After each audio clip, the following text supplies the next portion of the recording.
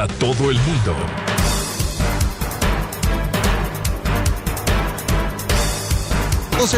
Ocho, 12 minutos en el territorio continental ecuatoriano. Antes de pasar a nuestros siguientes invitados, queremos informarles, la empresa eléctrica Quito ha dado a conocer que este jueves realizarán trabajos de mantenimiento a las 9 de la mañana en el Pichincha.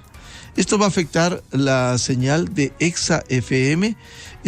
Informamos a nuestra audiencia que en pocos minutos va a iniciar estos trabajos de mantenimiento en el sector de las antenas del Pichincha, por lo que nuestra señal de Exa FM al aire será interrumpida. Sin embargo, les invitamos a escuchar el show de la papaya en señal online. Búsquenos como Exa FM Ecuador en cualquier aplicación o mire el programa en www.exafm.net/video. Repetimos, www.exafm.net/video. No se pierdan el show de la papaya luego de la revista de Opinión Democracia. Vamos a anunciar nuestros siguientes invitados.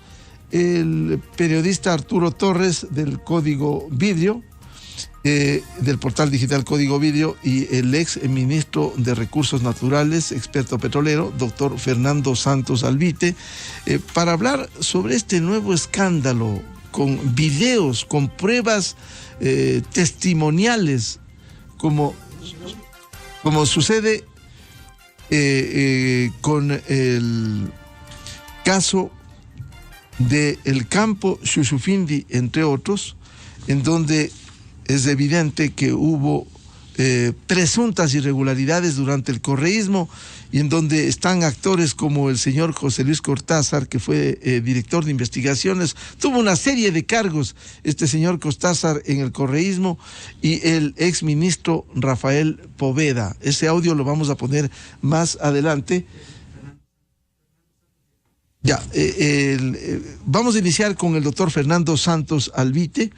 Este es el audio para registro histórico de los protagonistas: José Luis Cortázar, entonces director de la ARCH, y el exministro Rafael Poveda, cuyo caso, entre tantos de corrupción, están en impunidad. Estos recién saltan para evidenciar esos altos niveles de corrupción que hubo durante los 10 años de la década perdida, que ellos dicen que ganaron. Seguramente ganaron, y ganaron bien ellos.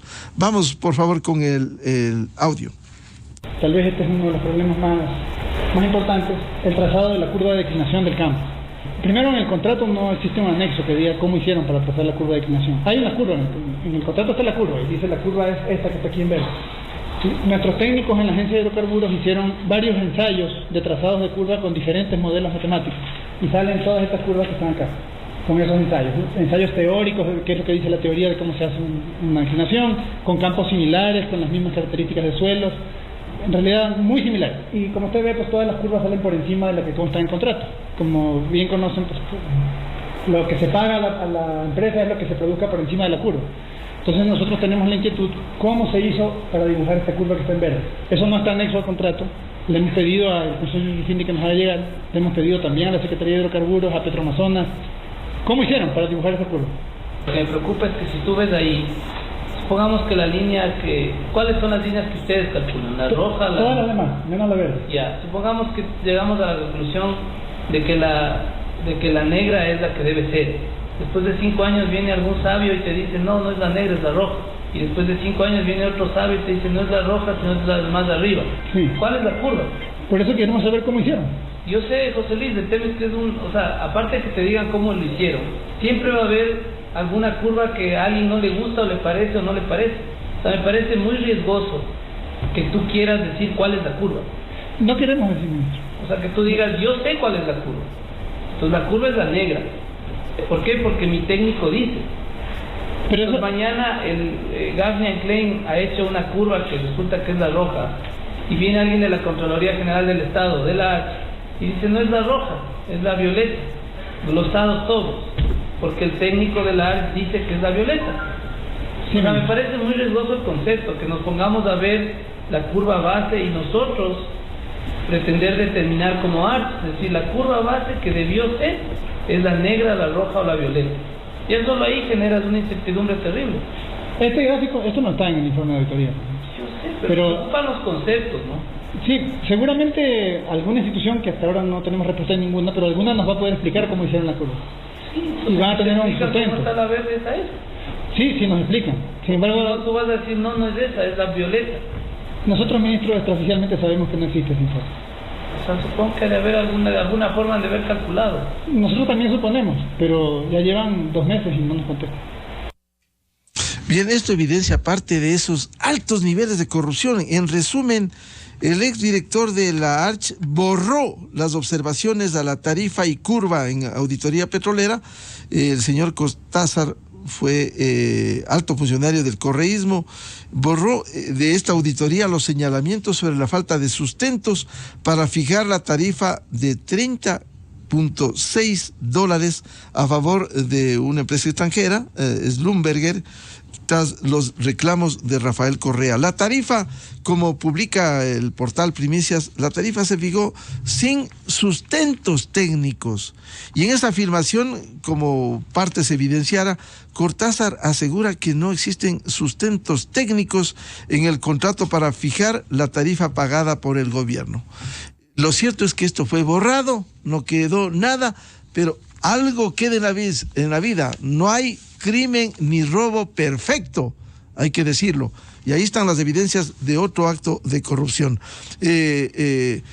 Doctor Fernando Santos, su comentario sobre este hecho impresentable, un hecho más de la corrupción en el correísmo.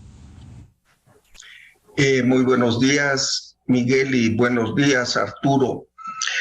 Mire, yo creo que el correísmo ha pasado a la historia no como un régimen corrupto, sino como el régimen más corrupto de toda la historia del Ecuador. El tirano Vintimilla de los 1870, 1880, un niño de pecho frente a la corrupción correísta. Robaron en todo, especialmente en petróleo.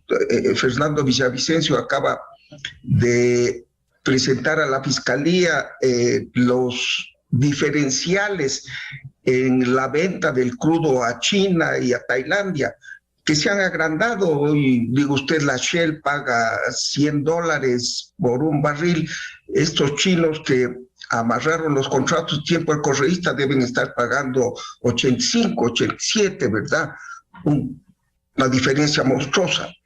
La refinería del Pacífico es la única refinería que va a ser el libro Guinness de récords, porque es la única refinería invisible. Se robaron $1.500 millones, no sirve nada para nada.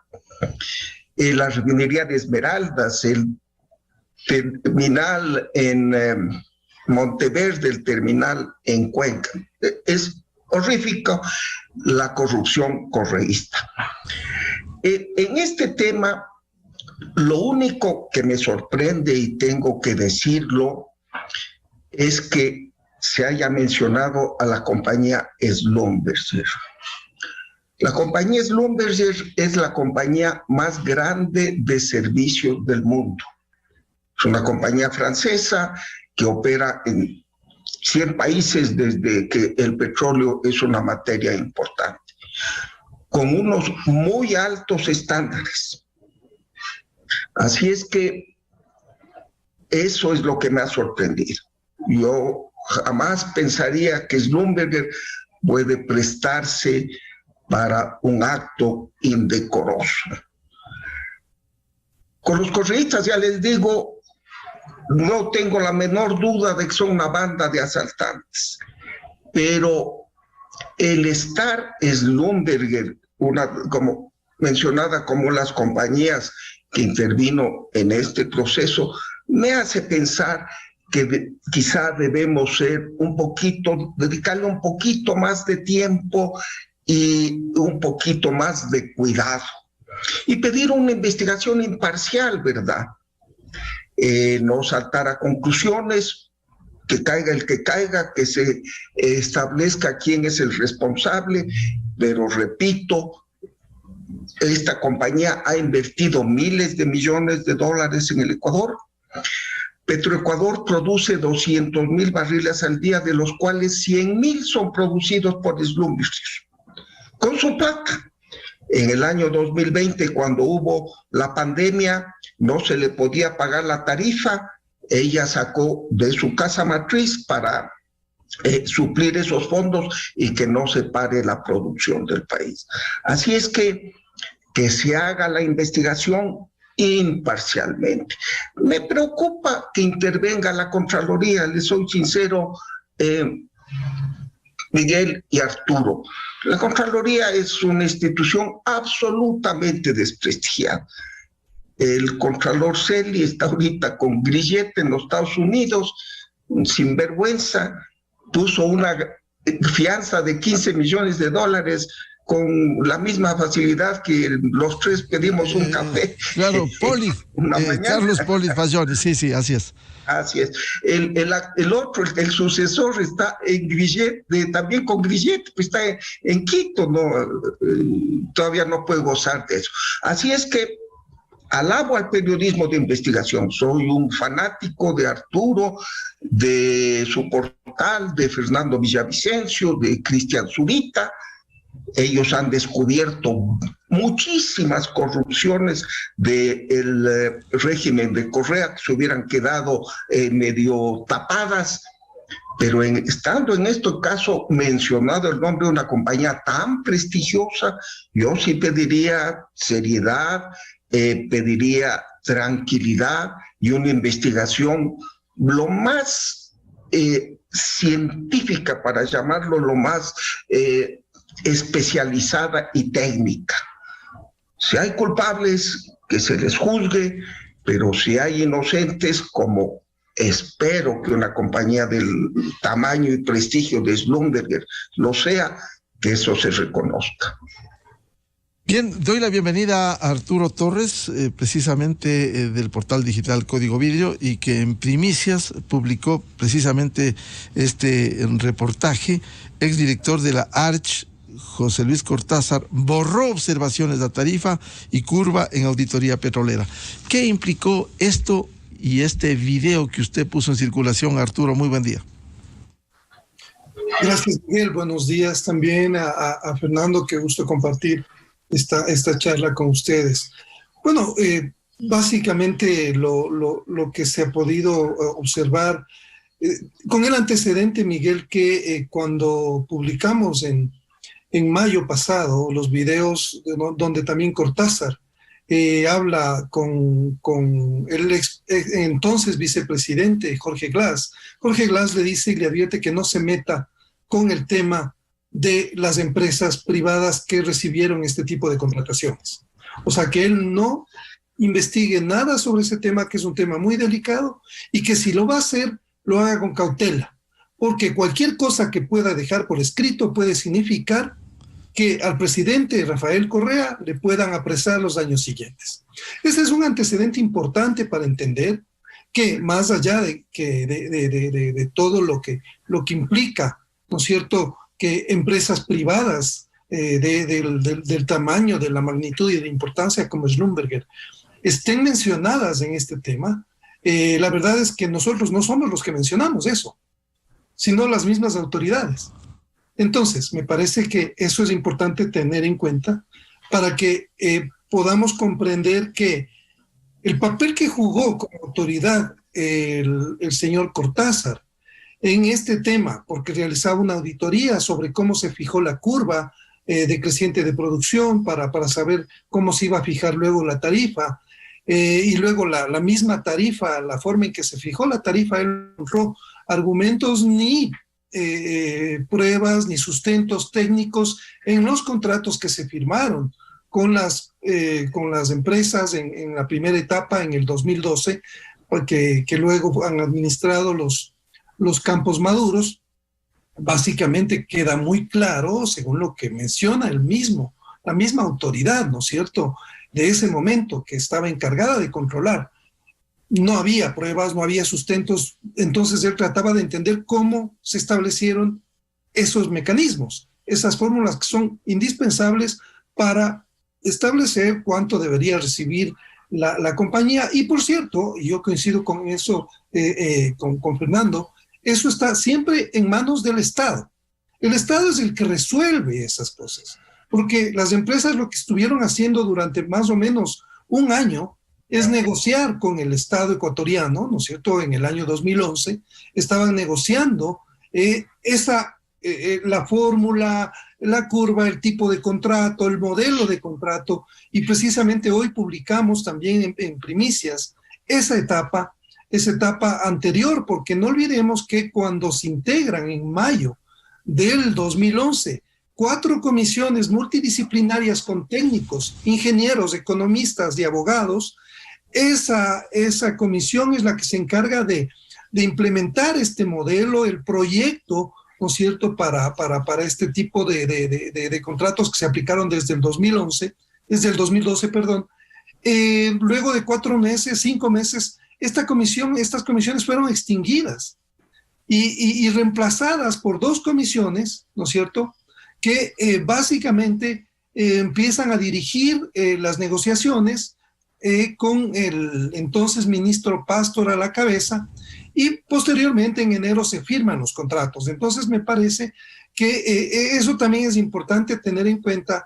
Hoy precisamente en el reportaje que publicamos se menciona lo que acaba de también señalar muy bien Fernando, porque tiene que ver con esto. También ha dejado evidentemente beneficios al país, ¿no es cierto?, este tipo de contrataciones, porque estas empresas privadas invirtieron y a cambio recibieron una tarifa, pero esto también significó un incremento en la producción petrolera en su momento, y eso también está mencionado. Me parece que hay que contextualizar bien el tema, y coincido precisamente con que nadie quiere estigmatizar a ninguna empresa privada en estos casos.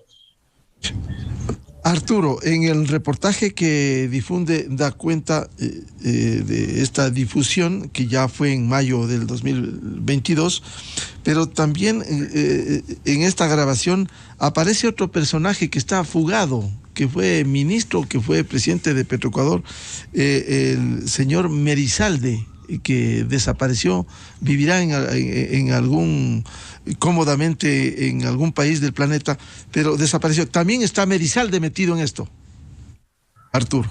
Sí, el papel de Merizalde básicamente en la reunión es, bueno, no tengo los documentos, no existe, pero conversemos, tal vez hay una reserva sobre información, o sea, una reserva sobre información de contratos públicos.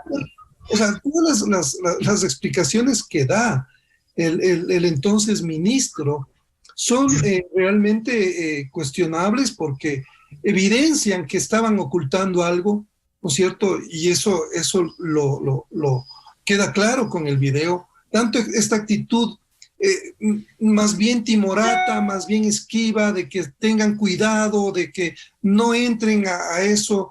Y claro, a mí me sorprende que la autoridad de control luego se someta a lo que le dice la autoridad política, en este caso el entonces ministro también Poveda, que ante sus observaciones él dice, sí, está bien, voy a eliminar estas dos observaciones que tengo y que son graves. Él menciona desde el inicio. Una autoridad de control está para eso, para negociar, para ponerse de acuerdo con las autoridades a las quienes está controlando. Eso queda muy, muy, muy claro en el video también. Entonces, en los 2 videos realmente que se publicaron esta semana, y precisamente lo que se evidencia es esta práctica subterránea, soterrada del correísmo, mientras se manejaba un discurso de nacionalismo, y sin embargo por abajo se realizaban este tipo de acuerdos, ¿no es cierto?, que no se conocían, y de decisiones que obligaban, en este caso, a la autoridad de control a eliminar de su borrador de auditoría 2 puntos que él consideraba neurálgicos y que no tenía respuestas ni soportes técnicos, que tampoco se encontraron ni están en los contratos. Y por eso es que luego también hay que mencionar, la Contraloría no estableció ninguna irregularidad en estos temas. evidentemente... Claro, la Contraloría de Polit, ¿no? Entonces. Exactamente. La Contraloría de Polit y Fernando Villavicencio, en uno de sus comentarios sobre este tema, presentó información sobre eso a la Contraloría, tanto a Polit como a Heli, y básicamente no pasó nada. O sea, todo quedó oculto, esto no trascendió, y precisamente por eso es que ahora nuevamente se abre este proceso de investigación. Yo también no sé hasta dónde vaya a llegar en la Contraloría, porque ellos también han sido cuestionados, ¿no es cierto? Es un organismo que está en la palestra pública, no precisamente por actuar correctamente, sino por actos también de corrupción. Pero veamos hasta dónde puede llegar la Fiscalía, porque aquí también hay posibles delitos y eso también se ha denunciado por el asambleísta Fernando Villavicencio. Por ello, la desesperación de esta mayoría legislativa encabezada por el correísmo para tomarse los organismos de control, luego de tomarse la dirección de la Asamblea Nacional.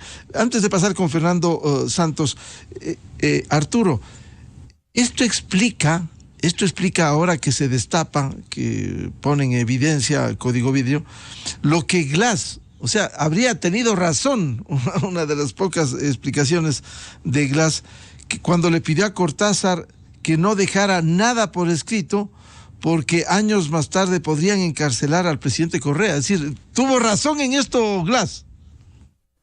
Totalmente, porque eso se corrobora con lo que luego le dice Poveda, ¿no? O sea, es concordante. Una reunión es en febrero, en la cual él le advierte que no esté metiendo sus narices en un tema que es complejo, así sea la autoridad, y que cualquier cosa le informe. Pero luego, y le advierte que no tiene que dejar ninguna evidencia escrita, porque eso les va a comprometer.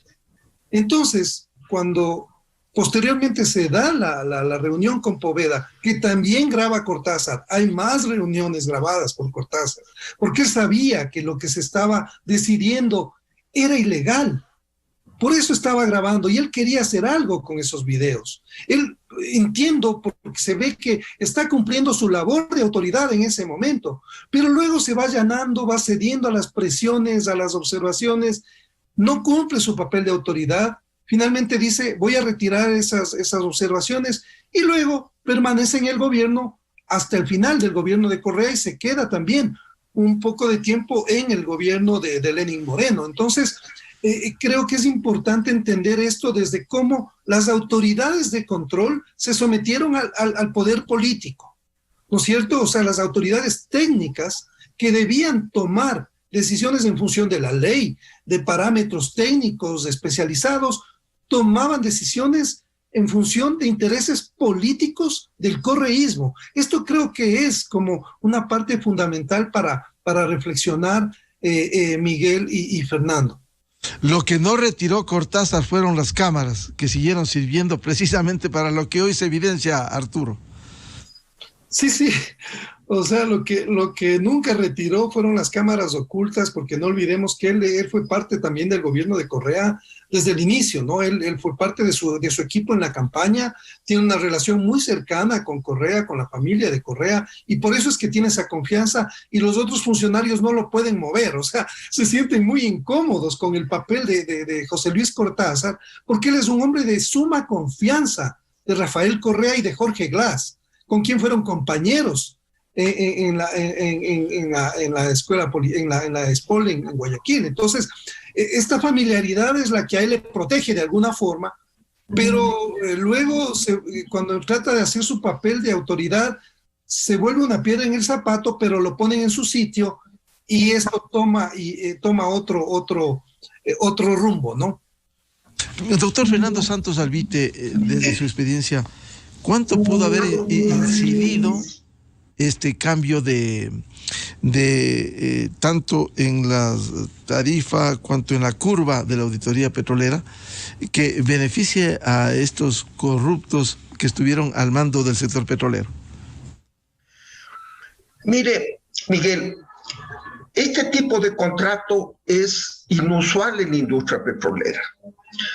La industria petrolera consiste en que un Estado tiene una riqueza e invita a una compañía que con su técnica y con su dinero le ayude a desarrollar esa riqueza, que la busque el petróleo, que perfore, que lo saque y que pague los impuestos y las regalías. Bien, este tipo de contrato tiene un elemento diferente, que es que la compañía, a más de incrementar la producción, le daba dinero al Estado. Le adelantó $1.000 millones, creo que la compañía es Schlumberger para el Estado.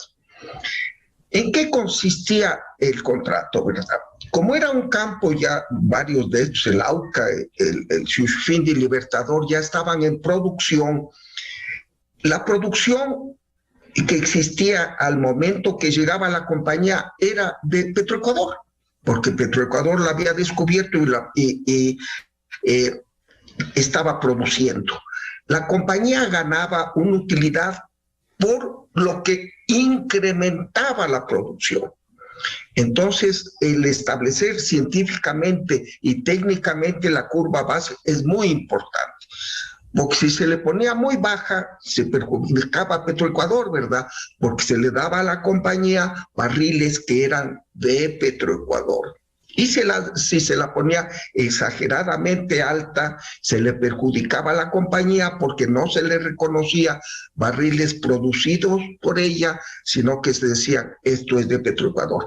Entonces, el establecer una curva base es un asunto de los geólogos, de los geofísicos, no de este par de políticos. Como en un mercado, dame más, dame menos. No, ahí debieron haber intervenido los técnicos. Así es que este video es revelador de cómo se manejaban las cosas en tiempo del Correa. Pero le voy a decir una cosa general, Miguel. Desde hace 10 años o 12 años venimos denunciando la corrupción correísta. Yo lo he hecho muchas veces cuando usted Gonzalo Rosero nos abrieron las puertas. Pero no ha pasado mayor cosa. No se ha recuperado la plata. Se robaron 70,000 millones y no se ha recuperado ni 700,000. Y lo peor es que no están arrepentidos. ¿Cómo salió Glass estos días que estuvo libre? Con una bandera del Ecuador, diciendo que es un perseguido político. El otro día escuché en uno de estos canales de YouTube una filmación que si no estaba sentado me caía de espaldas. Estos sinvergüenzas correístas están aduciendo que debe continuarse con el proyecto de refinería del Pacífico, culpándole al gobierno de Moreno por no haber seguido con este atraco. Ese proyecto se robaron todo. Mire, gastaron $800 millones en aplanar el terreno y el terreno no está bien aplanado. En Manabí el suelo es inestable. Usted ve una carretera cuando va a la playa en Manabí, que esos desniveles, ¿verdad? Porque el suelo no es estable. Aquí este gran estadio es inestable. Yo he estado ahí personalmente un día que fui a Manabí y entré a la refinería del Pacífico hace no mucho tiempo. Usted se hunde, se no sirve para nada. Hicimos el acueducto para llevar el agua. Son tan sinvergüenzas que usted, para conducir agua, usted usa acero de ciertas especificaciones, ¿verdad? Y para conducir petróleo, hacer un oleoducto, las especificaciones son muy diferentes, porque el agua y el petróleo tienen características químicas totalmente diferentes. Estos corruptos correístas hicieron el acueducto para llevar el agua de de la presa La Esperanza a la refinería del Pacífico, utilizando tubería para oleoducto, que es 6 veces más cara que la tubería normal para conducir agua. Entre más costaba la obra, más era la coima. Y sabe una cosa, Miguel y Arturo, el agua corroe a la tubería de un oleoducto. Por eso en el OCP tienen un inspector que cuando llegue el agua del IPT, con el petróleo mezclado con agua, les dice, este petróleo no me entra, ustedes me sacan el agua, porque el agua corroe a la tubería petrolera. Entonces, este acueducto que hicieron para la refinería del Pacífico no sirve. Gastaron 400 millones porque el agua que se transporta va corroyendo esa tubería y llegaría a la supuesta refinería y dañaría las piezas tan delicadas. Y así estos correístas sinvergüenzas todavía acusan a Moreno de no hacer este proyecto. Bien, yo estoy de acuerdo con los correístas en una cosa, en que se haga una comisión de la verdad, para que se investiguen los crímenes y el robo de estos sinvergüenzas, y que vengan técnicos imparciales de afuera. Hay compañías especializadas en Canadá, en Estados Unidos, en Inglaterra, en Alemania, ¿verdad?, en descubrir la corrupción, porque nos estamos quedando en esto, el país se estremece, y estos siguen con la plata. Y siguen con la plata, no se está recuperando. Mire, y aprovechan toda la corrupción, porque fue una corrupción en redondo, todos se tapaban las espaldas. Estamos viendo que ya la justicia les ha llamado a que rindan cuentas a estos sinvergüenzas que traficaron con la dignidad y la seguridad nacional al comprar los helicópteros Druz, en donde han muerto varias personas, no solo porque se cayeron los helicópteros, sino porque mandaron a matar a quien denunció este negociado. ¿Cuál es la argumentación de los abogados de estos acusados? La fiscalía en manos del doctor Chiriboga nos absolvió. Por lo tanto, todo es nulo porque están reviviendo y dejando sin efecto una decisión del doctor Chiriboga. Aquí también están diciendo que venga la Contraloría. Así es que, si queremos recuperar algo del dinero, necesitamos una comisión imparcial con técnicos de afuera. Lamentablemente aquí la justicia no tiene los medios, la Contraloría no tiene los medios ni la voluntad. Así es que aceptemos el resto de los correístas y creemos una comisión de la verdad con técnicos extranjeros para que analicen el robo de los 10 años de Correa y que se establezca dónde está el dinero. Si no, vamos a seguir muy bien y debemos seguirnos en la denuncia. Pero y ya la ciudadanía se está olvidando y no recuperamos la plata. Así es que una decisión firme, así como en Alemania. Alemania tuvo a los nazis durante 12 años. Causaron la catástrofe más inmensa de la historia. Decenas de millones de muertos.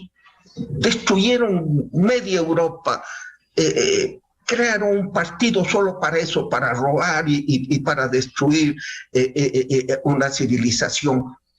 Todos fueron castigados. Se crearon comisiones especiales y tribunales especiales. Y hoy el nazismo ya es una parte de la historia.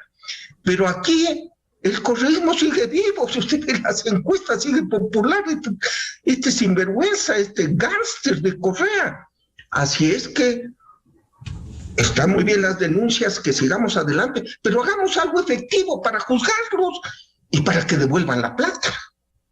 Doctor Fernando Santos, ¿no sería, con la sinceridad del caso de buscar una comisión, no sería una ingenuidad? Porque lo que quieren ellos es una comisión a su antojo, es decir, una comisión que finalmente, Comisión de la Verdad, termine revisando las sentencias de corrupción. Ellos han invertido absolutamente eso. Comisión que sería de la impunidad y no de la verdad, con técnicos, como usted bien dice, para investigar esto. Ellos apuntan a el perdón, la revisión de sentencias y profundizar esta impunidad que vivimos en el Ecuador, doctor Santos.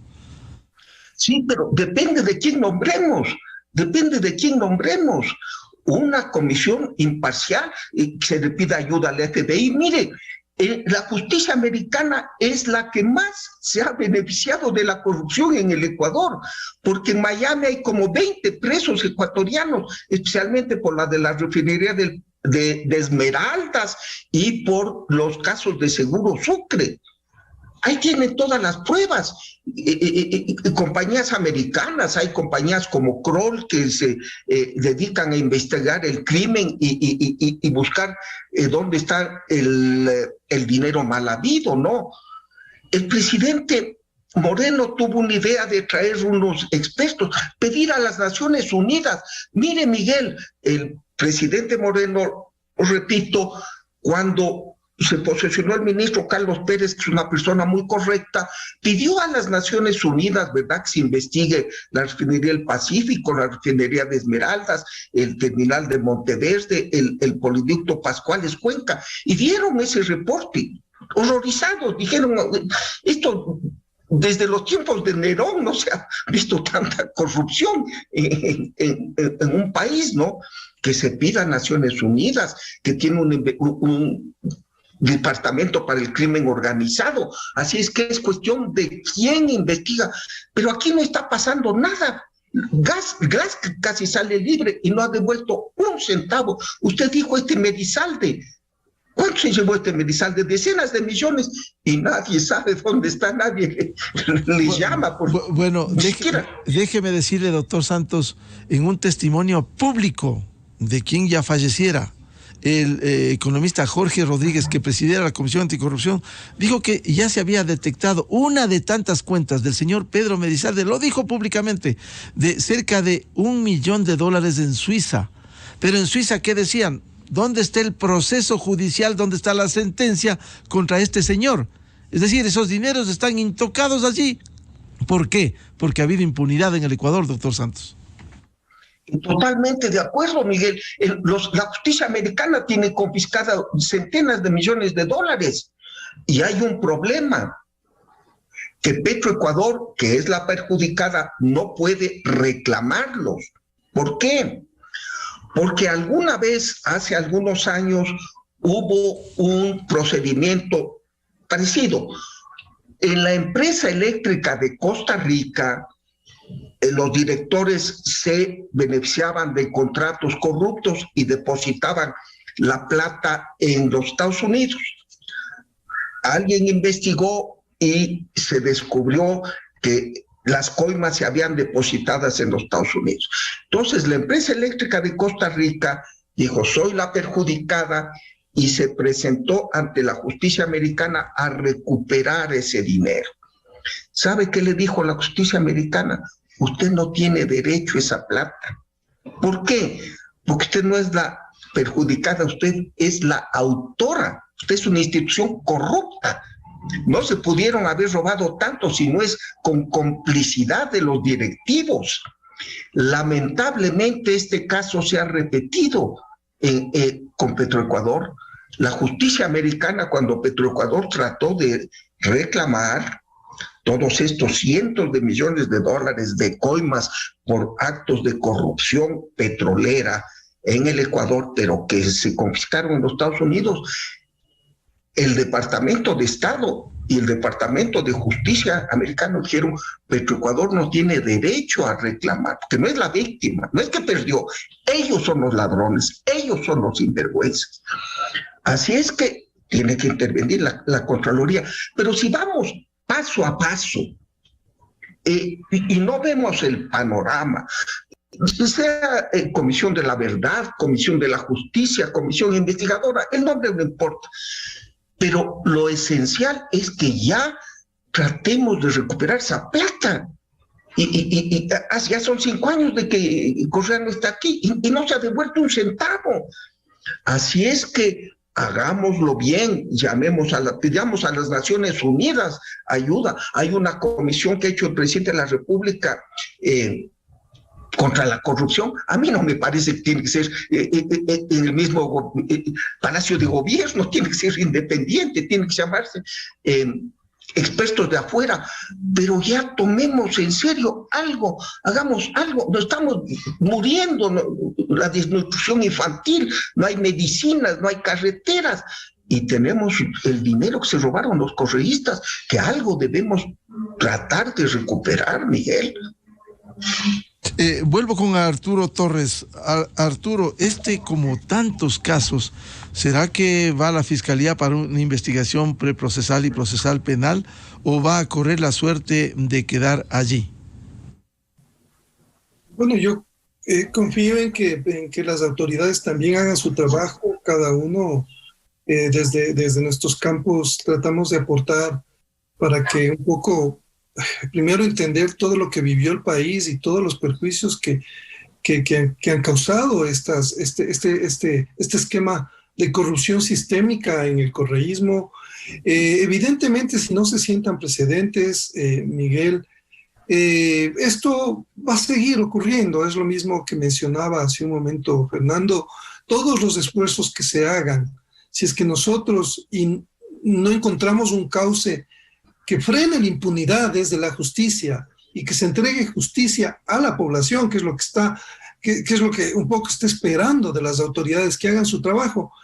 Básicamente, los corruptos van a seguir campeando, o sea, no va a haber ningún precedente que les frene y les impida, porque esta corrupción sigue también campante en algunas entidades del sector público ahora.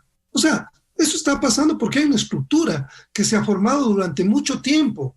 Y esa estructura no ha sido totalmente desmantelada, Miguel. Eso es lo que tenemos que entender, y el gobierno también debe entender. Yo no sé cuánto puede sumar a esto una comisión. Lastimosamente los ejemplos del pasado no nos han dado los mejores resultados en ese sentido, y más bien lo que han hecho es alargar en muchos casos los procesos que luego tienen que volverse a realizar desde la Fiscalía, y la Fiscalía acoge o no, o sigue las líneas que puede comprobar, digamos, fácticamente en su investigación, más allá de los resultados de la comisión. Entonces, creo que hay que pensar bien lo de la comisión, reforzar ver todas las debilidades que han tenido las anteriores y apuntalar algo que pueda realmente ayudarnos a salir del hueco y de la confusión y del pantano en el que nos encontramos. Porque esencialmente uno de los problemas medulares, que a su vez tiene secuelas a otros niveles en frenar el desarrollo del país, todos los recursos que se han perdido en corrupción, miles de millones de dólares, podían haberse destinado a la salud, a la educación, a todo lo que está generando inconformidad y que sirve de justificación para, en muchos casos, actos violentos que hemos vivido desde el 2019, recientemente lo vivimos con el paro indígena, que amparados en el derecho a la resistencia cometieron delitos abusando contra la comunidad, contra el personal indefenso, militares, policías. O sea, aquí el Estado de Derecho está por los suelos, Miguel. Ese es un problema porque no se está ejerciendo y no se está aplicando la ley. Entonces, básicamente, ahora la ley es la del más fuerte. Estamos en la ley de la selva, realmente. Las autoridades deben retomar eso que les da la Constitución y la ley, ejercer en función de los derechos colectivos, la protección del Estado de Derecho, aplicando la ley como dicen todos los códigos y la Constitución. Entonces, a mí me preocupa que todo lo que se haga. El gobierno anterior también integró una comisión. Lastimosamente vimos que no pasó mucho más allá del anuncio, ¿no es cierto? Más allá de que tuvo el apoyo de un organismo internacional. Ahora el mismo Luis Verde Soto está al frente de una comisión que también cumple más bien una función preventiva, por cierto, él mismo lo ha dicho, y no actúa sobre casos concretos. ¿De qué sirve el trabajo de la corrupción si no sabemos y no recuperamos la plata? Yo coincido precisamente con lo que menciona Fernando en este tema. O sea, todo el dinero que se han llevado a manos llenas, ¿dónde está? ¿Por qué no se invierte en un equipo de profesionales técnicos que pueda recuperar ese dinero? Y de esto venimos hablando tanto tiempo, Arturo, y no hay manera de recuperarnos. Qué grave. Arturo, quiero aprovechar esta entrevista.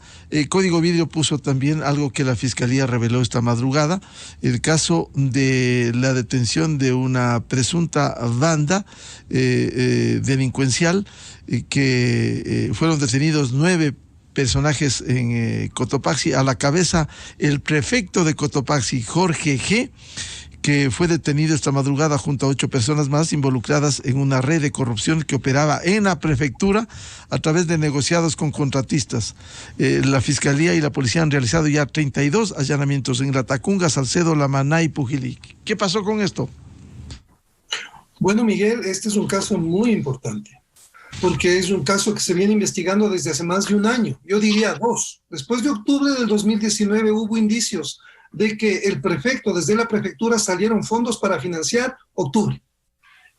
A esto nos puede ir conduciendo este tema, por eso es un tema tan importante, Miguel, porque el prefecto de Cotopaxi es uno de los miembros importantes del MIR en Cotopaxi, y también de la CONAIE, y no olvidemos que Cotopaxi se convirtió en el epicentro de las protestas, y desde ahí es desde donde se articula toda la protesta indígena que viene desde el 2019 y los meses pasados, lo que acabamos de vivir. Yo creo que esas líneas que se van a investigar ahora, las conexiones de cómo, por ejemplo, el dinero, porque ahora concretamente esta investigación que tiene más de un año, se establece que el prefecto y funcionarios de la prefectura con contratistas se beneficiaron directamente a través del direccionamiento de contratos para recibir pagos de sobornos y coimas a cambio, que redundaron además en un posible enriquecimiento ilícito del prefecto, que tiene también, por ejemplo, una empresa embotelladora de gaseosas, tiene otros bienes, su hija, sus familiares tienen muchos bienes, viajes. O sea, estamos hablando de una red de corrupción que está saliendo a la luz. Qué horror, qué horror. Lo que hay que entender es qué papel jugó el prefecto y qué cercanía tiene con el líder de la CONAIE, Leonidas Issa. ¿En qué medida se financió desde la prefectura el paro, la manifestación, la protesta? Eso es lo que tiene que investigar. Y yo, la Fiscalía y la Policía, yo tengo entendido que hay información abundante ya sobre ese tema. Entonces estamos, Miguel, frente realmente a un caso que nos puede conducir a entender muchas cosas que no se habían esclarecido bien. ¿De dónde salieron financiamientos? ¿De dónde salió tanta plata para movilizar tanta gente? O sea, ahora esta pieza nos va a conducir a abrir ese que es todavía algo que queda en la duda y que además redunda en lo político también, Miguel, porque nos va a hablar de por qué les dieron impunidad en la Asamblea a quienes cometieron delitos y ahora se buscaba hacer lo mismo. Entonces, esa es la importancia que yo le veo a este caso del prefecto Guamán en Cotopaxi, Miguel. Bien, este es otro caso. La pregunta sería, ¿a dónde Guamán? Como se dice, perdón. Les agradezco al doctor Fernando Santos y Arturo Torres, periodista, para hablar de este tema de la corrupción galopante en el Ecuador y especialmente en el sector petrolero. Muchas gracias, muy buen día. Buenos días. Buen día. Cerramos la revista de Opinión Democracia. Les recomendamos, por una disposición de la empresa eléctrica Quito, se realizarán trabajos desde este momento en el Pichincha, en donde están las antenas del Pichincha, y les recomendamos que el show de la papaya sigan en señal online. a través del programa en www.exafm.net/video. Repetimos, pueden seguir el show de la papaya en www.exafm.net/video. De mi parte, muy buen día, un feliz jueves, volveremos este viernes. Felicidades a todos. Miguel Rivadeneira en la revista de Opinión Democracia. ¿Cómo sería la vida si los autos vinieran sin radio?